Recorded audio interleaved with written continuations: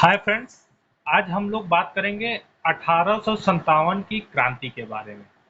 1857 की क्रांति को प्रथम भारतीय स्वतंत्रता संग्राम के नाम से भी जाना जाता है, जिसे बीडी सावरकर ने बोला था, और इसे सिपाही विद्रोह भी कहा जाता था। अब जानेंगे कि आखिर इसे क्यों प्रथम भारतीय स्वतंत्रता संग्राम बोला जाता है और क्यों इसे सिपाही विद्रोह के नाम से या सैनिक विद्रोह के नाम से भी जाना जाता है।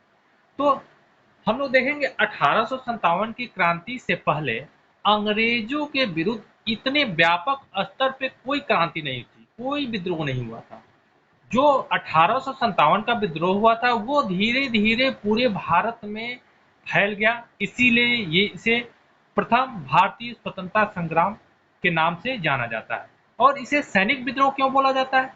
इसे सैनिक विद्रोह इसलिए बोला जाता है कि इसको प्रारंभ 10 मई 1857 को मेरठ से सैनिकों ने किया, सिपाहियों ने किया, जो अंग्रेजों के अधीन कार्य करने वाले सिपाही थे, सैनिक थे।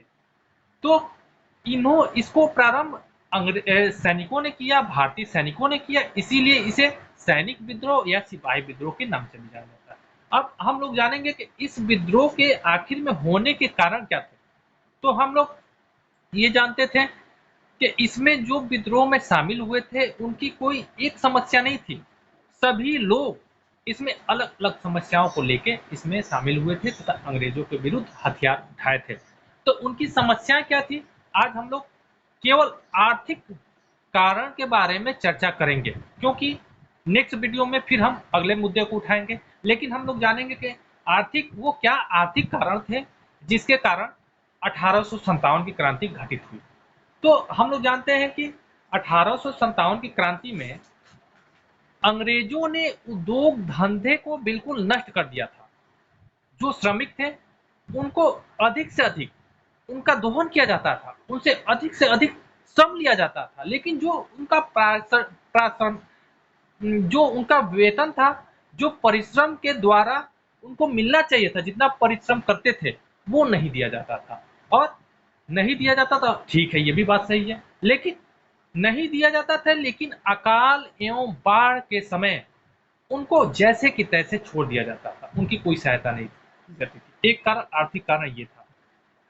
दूसरा आर्थिक कारण था 1813 के अधिनियम के अंतर्गत एक तरफा एक कानून पास किया गया, जिसे मुक्त व्यापार मुक्त व्यापार कहा जाता है, जिसे ब्रिटेन की जो कंपनियां थी भारत में बिना टैक्स व्यापार कर सकती थी, जबकि भारत में जो सामान बनते थे उस पे अधिक से अधिक टैक्स लगाए जाते थे, जिससे वस्तु का कीमत महंगा हो जाता था और ब्रिटेन से जो वस्तुएं आती थी वो सस्ती दामों पे मार्केट में बिकती थी। इससे भारतीय शहरी क्षेत्रों में हस्तशिल्प का अत्यधिक हानि हुई, जिसकी हम कल्पना भी नहीं कर सकते थे। अकल्पनीय हानि हुई। इसके कारण एक कारण आर्थिक कारण में ये था। अब तीसरा कारण था, अंग्रेजों ने भारत में बने वस्तुओं को जानबूझकर इतना टैक्स लगाया, इतना उस पर टैक्स लगाया कि वो कल कारखाने थे बिल्कुल अंग्रेजों के कर्ज में दबते चले गए। जो उनको उभारने का कोशिश करता था वो और कर्ज में डूबता जाता था, पैसे लगाएगा कर्ज, और उसकी वस्तुएं काफी महंगी हुआ करती थी।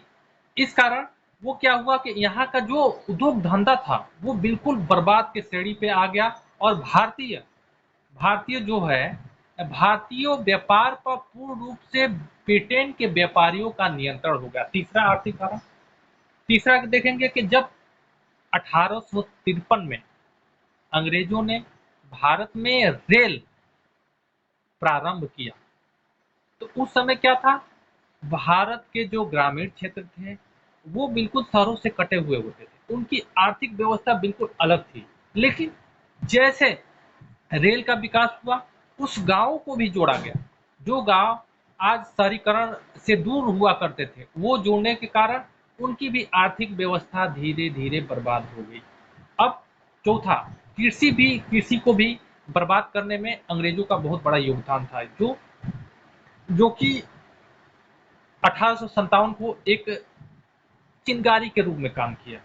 कृषि क्या था? पहले कृषि पे बिना रोक टोक जो किसान थे वो कृषि कर सकते थे, लेकिन जब अंग्रेज भारत में अपना जो व्यापारिक गतिविधियां थी उसको छोड़ के राजनीतिक गतिविधियों में आए, तो वो कृषि में क्या हुआ, वो किसान जो था अपने मन मुताबिक कृषि नहीं कर सकता था।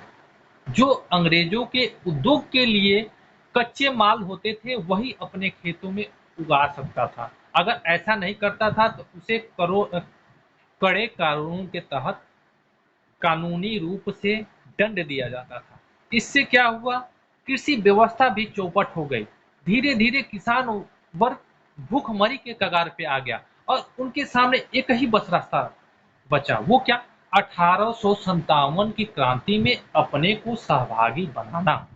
इस प्रकार ये सब आर्थिक गतिविधियां थी जो 1857 की क्रांति को जन्म देने में किसी न किसी प्रकार से अपना सहयोग निभाई।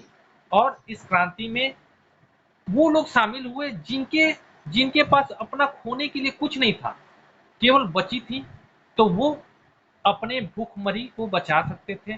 जो भूख से मर रहे थे वो इस क्रांति में वैसे भी भूख से भी मरना है और क्रांति में शामिल होकर लड़ के भी मरना है, तो उन्होंने लड़ के मरने को अच्छा समझा और क्रांति में सहयोग दिया और क्रांति में सहभागी बने। इस प्रकार ये आर्थिक कारण थे जो 1857 की क्रांति को जन्म दिया।